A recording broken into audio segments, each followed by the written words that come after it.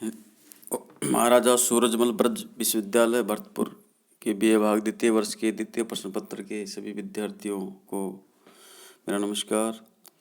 विद्यार्थियों, आपके द्वितीय प्रश्न पत्र में शामिल मानस का हंस उपन्यास की हम तात्विक समीक्षा करेंगे उपन्यासी तत्वों के आधार पर। तो आप सभी को पता है कि उपन्यास के 6 तत्व होते हैं: कथा वस्तु और पात्र, योजना या चरित्रण, तीसरा कथोपकथन या संवाद योजना, चौथा देश काल एवं वातावरण या संकलन तरह, पांचवा भाषा शैली और छठा उद्देश्य। तो इन्हीं 5 तत्वों के आधार पर हम मानस का हंस उपन्यास की तात्विक समीक्षा करेंगे। जैसा कि आप सभी को पता है कि मानस का हंस उपन्यास के लेखक श्री अमरलाल नागर जी है और यह उपन्यास जीवनी प्रधान उपन्यास है, ऐतिहासिक उपन्यास है। इस उपन्यास में नागर जी ने गोस्वामी तुलसीदास के जीवन चरित्र को आधार बनाया है, लेकिन उनकी सामाजिक दृष्टि ही प्रमुख रही है। इसका कारण उनकी कुशाग्र बुद्धि और पैनी दृष्टि है। अमरलाल नागर जी एक ऐसे उपन्यासकार हैं जिन्होंने सामाजिक यथार्थ को बड़ी कुशलता के साथ अपने उपन्यासों में चित्रित किया है। उन्होंने अपने उपन्यासों में सामाजिक परिवेश में व्याप्त कमजोरियों, रूढ़ियों और परिस्थितियों पर करारा प्रहार किया है। उपन्यास तत्वों के आधार पर उनका मानस का हंस खरा उतरता है। उसमें सर्वप्रथम एक कलात्मकता विद्यमान है। यद्यपि उनके उपन्यास की कथा ऐतिहासिक तथ्यों पर आधारित है, फिर भी उसमें एक रोचकता, सुसंबद्धता, क्रमबद्धता एवं विविधता अपने कलात्मक रूप में समाविष्ट हुई है। चाहे उपन्यास की कथा वस्तु हो, पात्र योजना हो, कथोपकथन हो, देश काल हो, भाषा शैली हो, उद्देश्य हो, इनका विवेचन निम्न प्रकार से किया जा सकता है। पहला है कथानक या कथा वस्तु। आलोच्य उपन्यास की कथा वस्तु महाकवि गोस्वामी तुलसीदास की जीवनी से संबंधित है। इसमें उपन्यासकार ने तुलसी के जन्म से लेकर मृत्यु पर्यंत तक की विविध घटनाओं और परिस्थितियों का बड़ी कुशलता के साथ समावेश किया है। उन्होंने अपने इस उपन्यास में सामाजिक एवं राजनीतिक परिस्थितियों का भी पूरा ध्यान रखा है। इसलिए प्रस्तुत उपन्यास में ऐतिहासिक तथ्यों की सुरक्षा सर्वत्र अपने अनोखे रूप में दिखाई पड़ती है।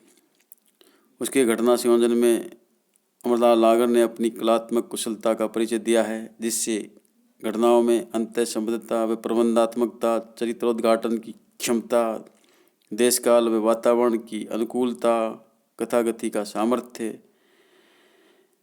उद्देश्य निरूपण आदि की क्षमता विद्यमान है।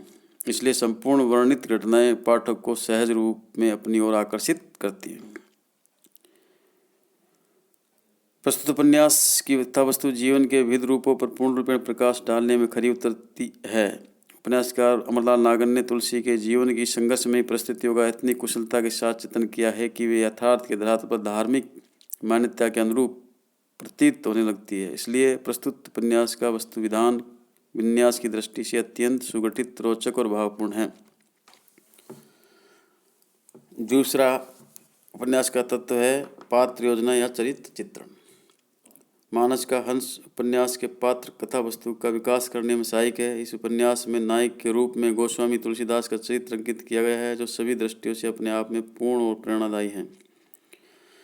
उपन्यासकार अमरलाल नागर ने अपने उपन्यास की कथा वस्तु के अनुरूप ही पात्रों का संयोजन कर उनके चरित्र को उभारा है। उनके चरित्र चित्रण में मानव मन की गहराइयों की पूर्ण रूपेण अभिव्यक्ति हुई है।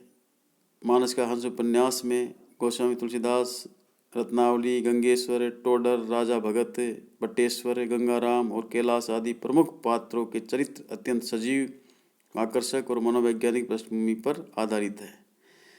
इनके साथ ही सहायक पात्रों के रूप में रामकली, पार्वती, अम्मा, हृदय, मोहिनी, छबीली, मालिन तथा अन्य भिखारिनों के चरित्र भी जनजीवन की भावनाओं के अनुरूप हैं और संपूर्ण व्यक्तित्व की छवि उभारने में सक्षम। तुलसी के संघर्ष और विद्रोह को उभारने के लिए लेखक ने अनेक तांत्रिकों, महंतों, पंडितों व ब्राह्मणों के चरित्र पर भी प्रकाश डालकर तत्कालीन समाज में व्याप्त आडंबरों और विश्वासों को भी निरूपित किया है। उपन्यासकार अमर नागर ने अपनी कुशाग्र बुद्धि की कुशलता से तुलसी को विषम परिस्थितियों से उभारने के लिए बंदरों को भी पात्र बनाया। इसके अलावा और भी कई गतिशील और काल्पनिक पात्रों की योजना इस उपन्यास में की गई है, जो अपनी विविधताओं में कथा वस्तु की रोचकता को बनाए रखती है। तीसरा उपन्यास का तत्व है जिसके आधार पर हम मानस का अंश उपन्यास की समीक्षा करेंगे, कथोपकथन या संवाद योजना। कथानक के विकास, पात्रों की गति, मानसिक स्थिति, वातावरण की रचना और पृष्ठभूमि की व्यक्ति के लिए संवाद या डायलॉग या कथोपकथन योजना का अपना महत्व होता है। प्रस्तुत उपन्यास की संवाद योजना में ये सभी विशेषताएं समाहित है। संपूर्ण संवादों में संक्षिप्तता है, सरलता एवं भावपूर्णता विद्यमान है। संवाद वातानुकूल, स्वाभाविक, मार्मिक व उद्देश्यपूर्ण है। पात्र जिस स्थिति और जिस स्थान का रहने वाला है उसके संवाद में उसी के अनुरूप भाषा का प्रयोग हुआ है। संवादों में पात्रों के मनोभावों के अनुकूल सरलता व गंभीरता विद्यमान है तथा उनसे भावी घटित होने वाली घटना का भी संकेत प्राप्त हो जाता है। संवादों में सर्वत्र एक अनोखी स्वाभाविकता विद्यमान है। अगला और चौथा तत्व है उपन्यास का संकलन त्रय एवं देश काल एवं वातावरण। इसके आधार पर मानस का अंश उपन्यास की समीक्षा इस प्रकार है। मानस का अंश उपन्यास में तत्कालीन वातावरण को ऐतिहासिक सत्य की रक्षा करते हुए प्रस्तुत किया गया है। उपन्यासकार ने गोस्वामी तुलसी के जन्म व कार्य क्षेत्र से संबंधित सभी स्थितियों, व्यक्तियों का यथार्थ चित्रण किया है। तत्कालीन समाज में व्याप्त रूढ़ियों, परंपराओं, अंधविश्वासों, तांत्रिक योग साधना, प्राकृतिक प्रकोप आदि को वातावरणीय दृष्टि से उपन्यास में समाहित किया है। सामाजिक और राजनीतिक परिस्थितियों को भी कलात्मक रूप में बड़ी कुशलता और प्रवीणता के साथ प्रस्तुत किया है। तुलसी के हृदय में चलने वाले काम और राम के द्वंद्व को यथार्थ के धरातल पर रखकर तत्कालीन परिवेश के अनुरूप बनाया गया है। संपूर्ण उपन्यास में तत्कालीन सामाजिक, धार्मिक, सांस्कृतिक और राजनीतिक वातावरण अत्यधिक सजीवता के साथ प्रस्तुत हुआ है। इसमें ऐतिहासिकता का पूरा ध्यान रखा गया है। भाषा शैली, मानस का उपन्यास की भाषा और शैली सरल, सुबोध और रोचक है। पात्रों के अनुकूल भाषा का प्रयोग हुआ है। पात्र के साथ स्थान विशेष की भाषा का प्रयोग किया गया है। मानस का उपन्यास में अमरलाल नागर ने देश तथा प्रांतीय शब्दों की भरमार की है। ये शब्दावली उपन्यासकार की भाषा बहुविधता की भी परिचायक है। भाषा मुहावरों से युक्त और प्रभावपूर्ण है। शैली के द्वारा अमरलाल नागर का व्यक्तित्व और कथानक का स्वरूप भी सामने दिखाई पड़ता है। प्रस्तुत उपन्यास मानस का अंश में शैलीगत विविधता विद्यमान है। इसमें कहीं विवरणात्मक शैली तो कहीं मनोविश्लेषणात्मक, विवेचनात्मक, भावात्मक को सूत्रात्मक शैली को अपनाया गया है।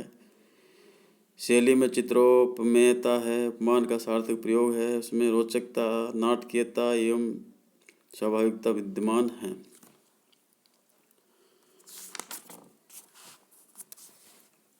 उपन्यास का अंतिम तत्व उद्देश्य। प्रत्येक रचना का अपना कोई न कोई उद्देश्य होता है। अमरलाल नागर द्वारा रचित मानस का अंश उपन्यास का भी रचना का एक उद्देश्य है। इस उपन्यास में गोस्वामी तुलसीदास का प्रामाणिक जीवन व्रत प्रस्तुत करते हुए मानवीय आदर्शों की स्थापना की गई है। मानस का अंश उपन्यास में उपन्यासकार नागर का उद्देश्य तत्कालीन समाज की सामाजिक कुरीतियों, अंधविश्वासों, राजनीतिक गतिविधियों एवं धार्मिक प्रवृत्तियों का चित्रण करके लोक कल्याण की चेतना जागृत करना है। नागर जी अपने बहुमुखी उद्देश्य निरूपण में पूर्ण रूपेण सफल रहे हैं। इस प्रकार अमरलाल नागर द्वारा रचित मानस का हंस उपन्यास का इन 6 तत्वों के आधार पर जो उपन्यास के तत्व हैं, औपन्यासिक तत्वों एवं कलात्मक दृष्टि से ये पूर्ण सफल उपन्यास है। इसमें कथा वस्तु का विकास, संवाद योजना, कथोपकथन, चरित्र चित्रण, भाषा शैली, उद्देश्य, कथा वस्तु के सफल संयोजन के साथ जिस उद्देश्य को निरूपित किया गया है उसमें एक अनोखी कलात्मकता विद्यमान है। इस प्रकार विद्यार्थियों, ये थी मानस का हंस उपन्यास की तात्विक समीक्षा जो उपन्यास के तत्वों के आधार पर की गई। धन्यवाद। मैं हनुमान प्रसाद मीना, सहायकाचार्य हिंदी, राजकीय स्नातकोत्तर महाविद्यालय बयाना। इस वीडियो में इतना ही। धन्यवाद।